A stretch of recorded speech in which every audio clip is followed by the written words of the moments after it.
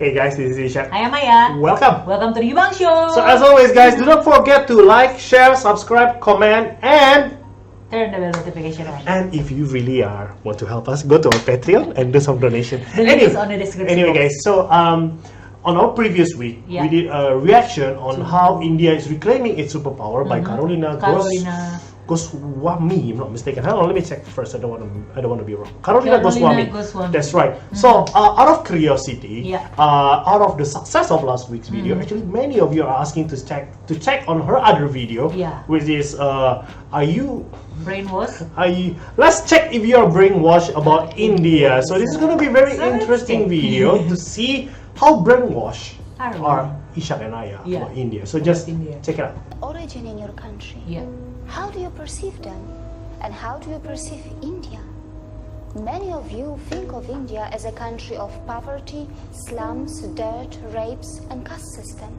And many of you got introduced to India through the famous movie Slumdog Millionaire. I've never watched. And then there are some of you who know India for its Bollywood and yoga. I wonder where is she from? It's not entirely your fault that you think this way.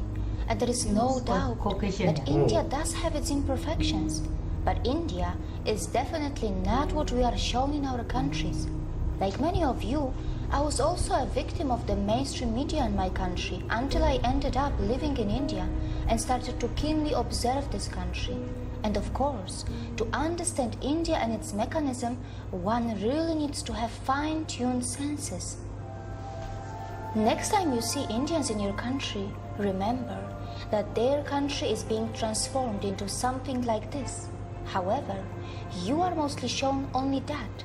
And of course, many of you were never told that for many years India has been one of the fastest growing major economies of the world. Are you worried that Indians are stealing your jobs in your countries? No, you are not fully informed. Perhaps you do not know that Indians are also providing thousands of jobs in your country, and they are doing it in different parts of the world. There are more than 800 Indian companies in the UK, which employ around 110,000 people. In the USA, Indians-owned firms employ more than 600,000 employees. Have you noticed that when the media in the West talks about rapes in India, they rarely talk about the rape rate statistics, and probably it is because India is nowhere close to the Western countries in rape rate. Yes, I'm aware that while talking about rape, one must consider things like underreporting, marital rape, homosexual rape, false filing, law of rape, conviction rates, and many other factors. And that is why I sincerely recommend you to dig a bit deep into this and analyze where your own country stands before you become a victim of the mainstream or fake stream media. By the way, were you also told that the so-called developed countries do not only have a much higher rape rate, but also their citizens travel abroad to rape the citizens of poor countries? Europe, North America, Australia, New Zealand are some of the main sources of international child sex tourists who perform sex crimes in other countries. Were you also told that many Western women travel abroad to enjoy female sex tourism? And it is difficult to believe that the boys who are hired by these rich women are in some cases not underage. India has always been a multicultural society, and yes, in one way or another, discrimination may exist in India too. But wait, which country is crime-free? Is your country crime-free? No. Is there no discrimination in your country? India is a country where its minorities are allowed to thrive and grow in numbers and also in percentage. India is a country where many dharmic traditions like Jainism, Sikhism, Buddhism and Hinduism were born. And the people of India have even accommodated the ideologies and religions that did not originate from their own land. When I first heard of Indian caste system in my country through our media, it was not even mentioned that in India, not only the minorities, but also the members from those societies which are also known as low caste, end up becoming presidents, vice presidents, prime ministers, and chief ministers. Has the media in your country told you about this? About Indian caste system to you? Has the media in your country also mentioned that India has already had a female president and a female prime minister? I know that in many so-called developed countries, many low-skilled immigrants from poor countries are purposely and temporarily brought to do low-class and dirty jobs. These poor people are kept in substandard conditions, and after the job is finished, they are sent back to their own countries. The developed countries make the most of their strong currencies, and their own citizens shy away from doing small jobs. Well, these developed countries are so smart that they perform oppression on the humans that they import, and then later, very cleverly they dispose them. Can we call it exploitation too? Indians are extremely self-critical, and they are genuinely concerned about their problems. They do have the intentions to fix their problems, and they do not shy away from talking loud against their democratically chosen governments. But you must remember that when Indians talk loud about their problems, it does not mean that they want to replace India for anything else. And it must be pointed out that Indian media has not really started ridiculing the Western countries yet, even though many Western countries love to present themselves as some kind of role models. These Western countries continue to forget that they can also easily be ridiculed for their wealth inequality, crimes, intolerance, rapes, poverty, and even hunger. Perhaps Indians are more interested in self-correction than ridiculing others. Wow, for nice sure, perspective. Indians know very well that tragedy is not a competition. Indians are not only providing jobs around the world, they are even feeding many hungry and poor outside India by their philanthropic work through their temples and gurudwaras. And very importantly, they are not expecting anyone to embrace Buddhism, Jainism, Sikhism, or Hinduism. There is no doubt that India does need to improve its modern waste management infrastructure, as many of its streets continue to look dirty, even though an average Indian produces far lesser waste than an average American or European. Also, the per capita emissions from India are so low in comparison to the USA or China, and Indians are nowhere close to the West when it comes to historical emissions. For all these years, you were told about the poor sanitation of India, but you were never told that Indians were also the pioneers in ancient sanitation system long before the Western countries got civilized. But of course, it shouldn't matter today. Even after 70 years of its independence, India is still not open defecation free. The government of India is running some massive scheme to build millions of toilets, and only time will tell if that is going to be enough or not. Not many people know that when it comes to defecation, some citizens in the Western countries have a strange addiction, or rather a disorder, and this is where a potential exchange can take place between India and the West. India can bring the latest sanitation system techniques from the West, and the West can benefit from the authentic yoga from India that can help those Western citizens who are suffering from such disorders or addictions.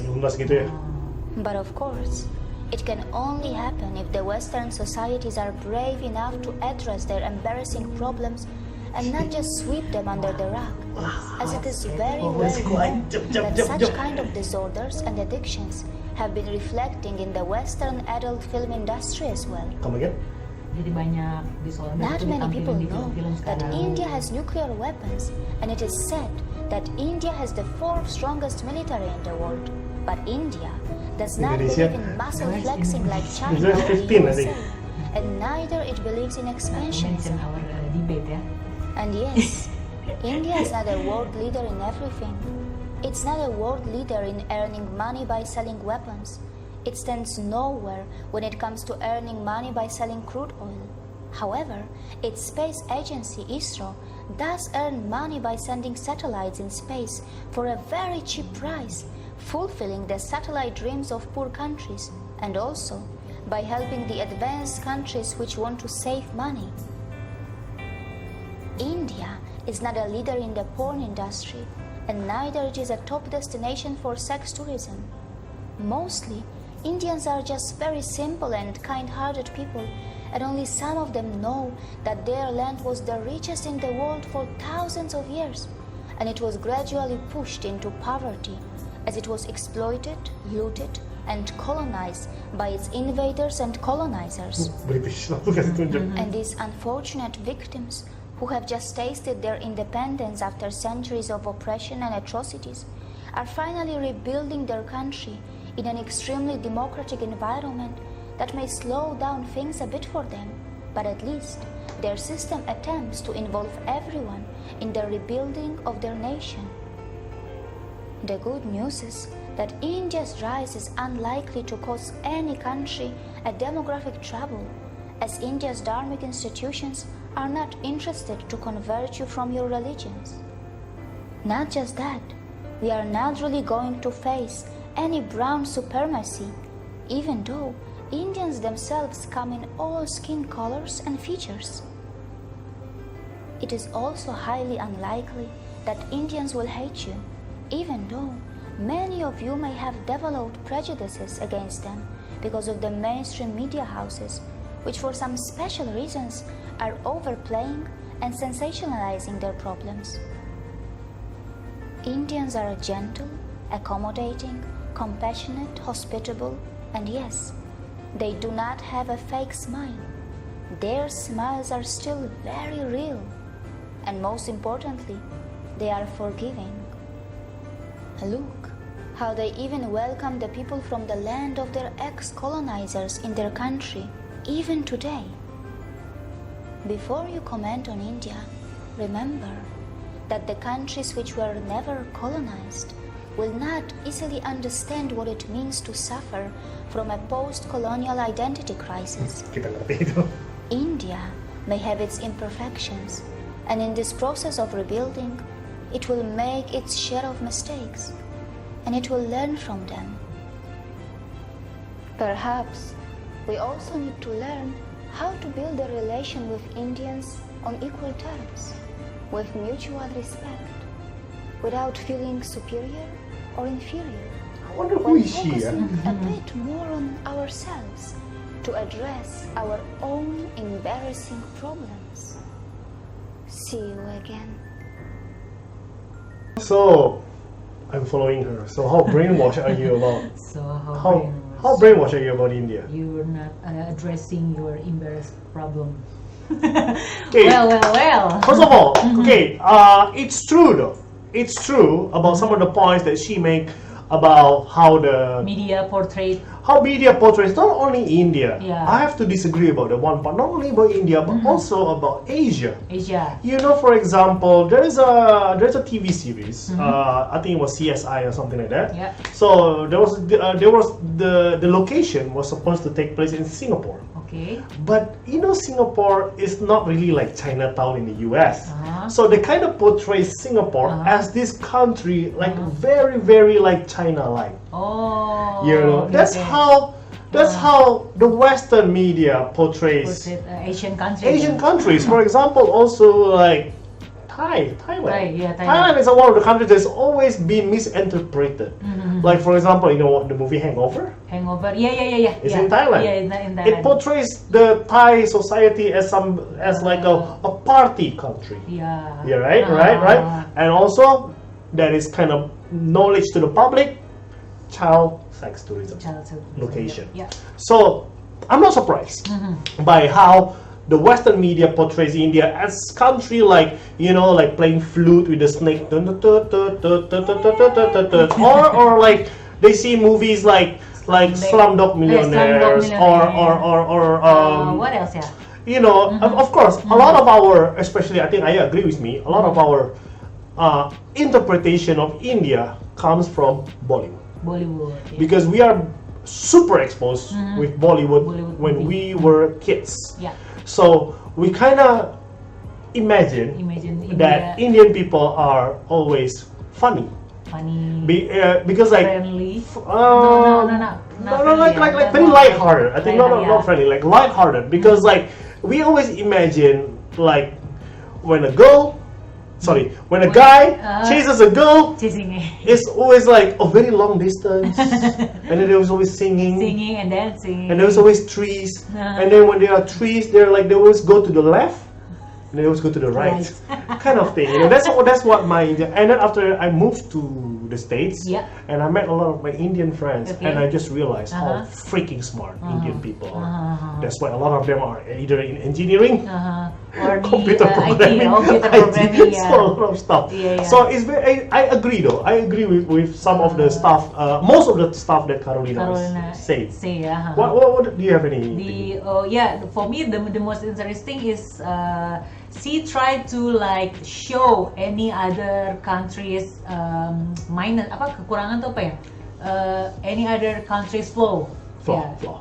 Like she said that US has a serious problem of disorder or some kind of like a mental illness, and they can help with some kind of yoga practice. But talking about mental illness, though nowadays, like the past. I think about the late few years. I think now the Western are like more open. As you can see, a lot of celebrities kind of commit suicide. So and she said also it's being displayed in some movies. Yes. So I think it's how do I put it? It's I'm actually put it very simple like this. Like for example, I stayed in Singapore. I met a lot of friends there. Like I have a lot of mostly Tamil friends, and then Malays, and then I moved to San Francisco, and I believe till today, Asia, whether it's East Asia, whether it's Southeast Asia or South Asia, I believe that in the next 20 or I don't know how many years, maybe soon, we are going to be the powerhouse. It's not the Western. Because one said that the power is going to East now. Yes, I believe that. That's why I made a return to Indonesia. Because now, especially not trying to talk about politics, but now situations are not really that good in the United States because my family is still there right now. Anyway, guys, that was very entertaining. Interesting video. Entertaining and educating also. Yes. So if you agree or disagree with us, let us know in the comment and we'll hear from you soon. Thank you for watching. See ya.